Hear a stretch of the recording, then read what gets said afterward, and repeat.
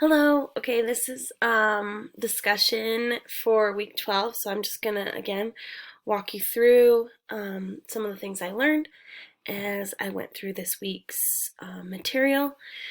So uh, this first one really talked about for 12A, just talked about empowering students and helping them take ownership of their learning. And I remember this just kind of reminds me of I read a um, little, I wouldn't call it necessarily an article, but like part of a um, personal story of someone's biography, I guess is what you would call it. And it was called Becoming a Learner. And this just kind of reminds me of that. Like, we can go through the motions of the educational system, but at a point, we have to take ownership of our own learning and be able to apply it and use it. And that is actually, as I've worked through some of my other classes, that is something that I've wanted to help convey to my students, is that they are responsible for their amount of learning. And through their choices and actions will determine how their education um, experience goes. And so this is definitely kind of a cool thing to think about as you go through um, giving students more of an opportunity to really run with their education, to come up with different things. Um, and so, and just being able to use that in different aspects. I did love Shelley Wright's experience. That is what I looked at for my Expand Your Horizon, since you suggested that, or that was suggested. And that was a really cool story. I loved that she just rolled with it and she let her students do it. And I love that she went out on a limb and that things really were beneficial and that she had students that weren't talking in her class that were going out and getting auction items because it was something that they believed in. So I definitely thought that was very neat and kind of inspirational in the form of like, the kids know what they want. And definitely for me, I'm going to be teaching secondary ed. So they're older and they're going to be in classes. My classes are those ag ed classes, and they're going to be classes that are maybe even a little more hands-on or a little more adaptable to real life. And so they'll be able to hopefully take that learning and apply it better. So using technology in the classroom is a very big one for 12B as well. I really loved the article that I read, that it just gave a lot of pointers in, I think it was the classroom management tips in helping with technology, the flip it, face down, very keywords, quick responses, walking around, watching body language. As that body language changes will determine if your student's engaged in what they're supposed to be engaged in or if they're distracted by something else. So that was definitely cool. And I am not a very good drawer at all. That is not a creativity or artistic ability that I have.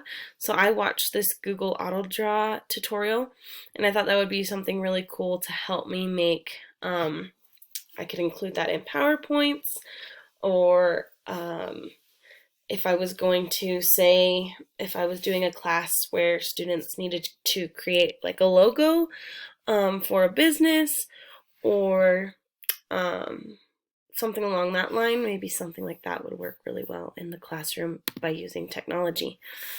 Okay, so 12C. This one is creating learning opportunities for thinking and working through these different things.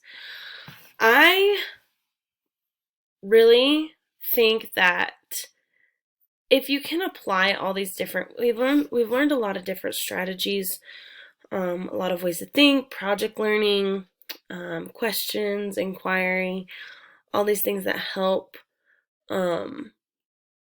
students. And I think it all comes down to this right here, on making sure that your students are working through a problem and finding that solution and expressing that solution, and making sure that that's carried out in all of these different steps.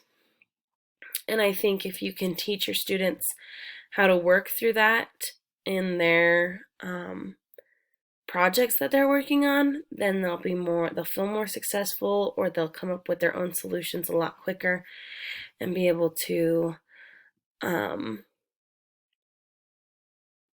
just really like create and work through those things and solve those problems.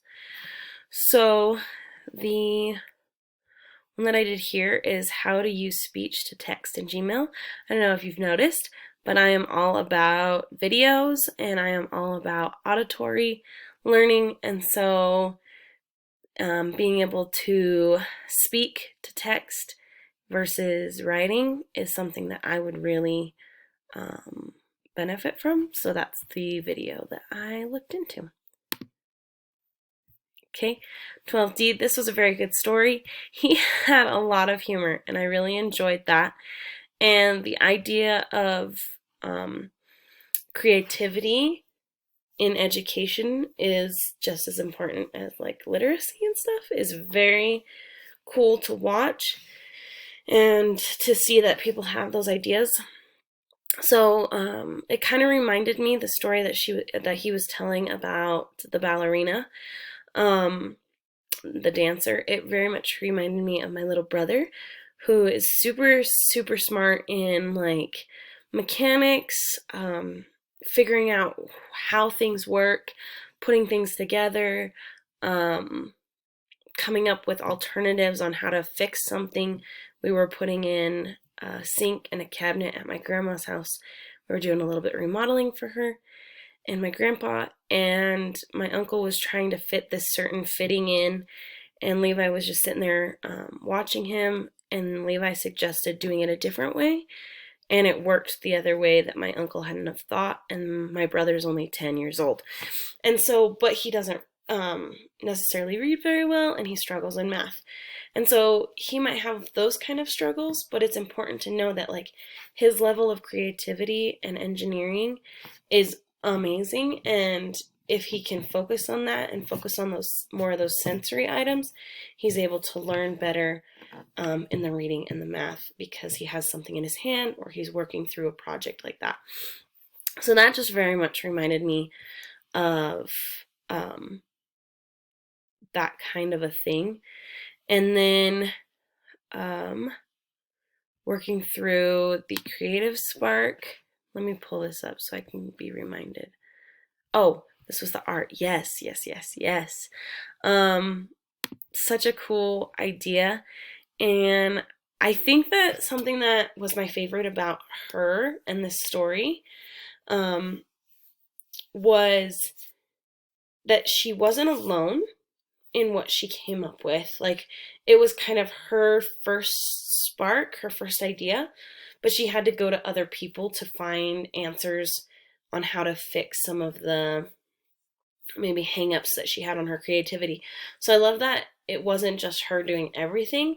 She had the idea, but then as a team, they were able to execute all of the different projects that she did as well.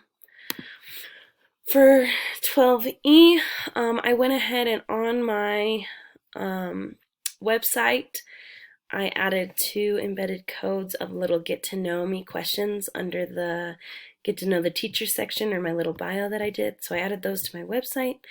And then I just did this YouTube video. Again, I love auditory, I love videos. For me as a learner, that's a huge thing, and I think I will use that a lot as a teacher as well. And so I just went ahead and watched that video on how to embed YouTube codes into YouTube video codes into different things as well. Thanks for watching, and I hope if you have any questions, let me know. Thanks.